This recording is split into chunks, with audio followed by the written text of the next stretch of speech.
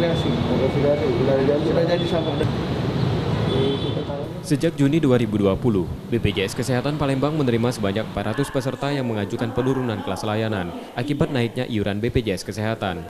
60% dari jumlah itu merupakan peserta kelas 2 yang turun ke kelas 3, dan sebaliknya dari kelas 1 ke 2, merupakan peserta mandiri Jaminan Kesehatan Nasional atau JKN. Pengajuan turun kelas ini belum sebanyak pada Januari hingga Februari yang mencapai 800 peserta, akibat pembatasan jumlah kapasitas layanan di kantor cabang Palembang karena pandemi COVID-19, sebanyak 200 orang dari sebelumnya mencapai 500 orang. Ada 5 juta peserta BPJS Kesehatan yang tercatat di cabang Palembang, yang meliputi 4 kabupaten kota lainnya di Sumsel. Mungkin tidak terlalu banyak Mbak ya, karena melihat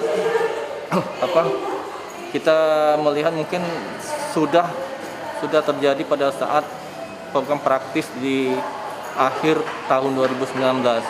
Nah, memang rata-rata pendaftaran baru ini peserta memang memilih sesuai kemampuan ya, rata-rata kelas 2 atau kelas 3.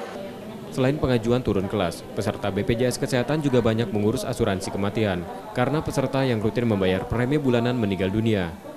Reski Oktora, Muklas Diferensial, Trivida, Kompas TV, Palembang.